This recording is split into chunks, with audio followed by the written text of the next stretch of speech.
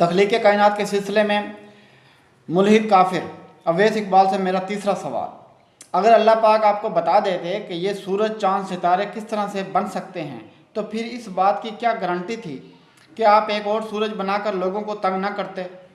लोग सो रहे होते और आप अपनी नाकामी ऐश पर सूरज निकाल कर बैठ जाते। तो जिन लोगों ने अगली सुबह काम पर जाना होता तो वो गरीब लोग भला आराम किस तरह से करते। इस तरह से तो लोग आपके हाथों जलीलो ख्वार होकर रह जाते। और जो सिस्टम अल्लाह पाक ने एक ख़ास मकसद के लिए बनाया है, भला वो किस तरह से चल सकता था। अगर आपके पास इसका कोई मतबादल है तो बता दीजिए। काफिर मुल्हिद अवैस इकबाल की जानिब से पूछे जाने वाले तख्लीक़ कायनात से मुतल्लिक़ सवालात के मुकाबिल मैंने उससे 15 सवालात पूछे हैं, जिनको सुनकर मेरा ख्याल है उसको मज़ीद तख्लीक़ कायनात के सिलसिले में कोई अबहाम बाकी नहीं रहेगा। लेकिन फिर भी अगर कोई उसका नुक्ता क्लियर नहीं होता है तो वो मज़ीद सवालात कर सकता है।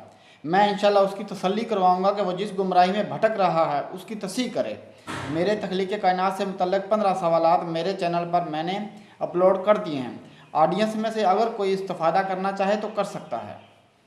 मेरे मुल्हिद काफिर अवैस इकबाल से कुल 313 सवालात हैं, जिनका सामना करने की मैं उसको बारहा दावत दे चुका हूँ, लेकिन वो उसकी जुर्रत नहीं कर पा रहा है।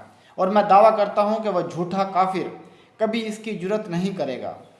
मज़ीद अवैस इकबाल से अर्ज़ ये करना है कि अगर उसको कुरान करीम की किसी भी आयत की समझ नहीं आती है तो उसको अपनी जानिब से तरोड़ मरोड़ कर पेश ना करे। इस तरह वो इंसानियत की कोई भी खिदमत नहीं कर रहा है, बल्कि उल्टा अपनी ही नालायकी का सबूत पेश कर रहा है।